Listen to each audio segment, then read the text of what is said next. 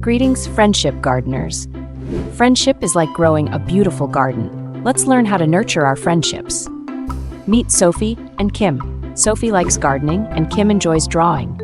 Even though they have different interests, they can still cultivate a great friendship by respecting each other's passions. Planting seeds. Watch how Sophie and Kim plant seeds of friendship. Sophie shares her gardening tools and Kim draws pictures of flowers. Planting seeds of kindness helps friendships bloom. Offering help. When Sophie needed help watering her garden, Kim was there. And when Kim needed help with a drawing, Sophie helped her out. Offering help makes our friendship grow stronger. Growing together. Sometimes friends have different ideas. Sophie and Kim had a small disagreement about what to plant. They talked about it and decided together on what to grow.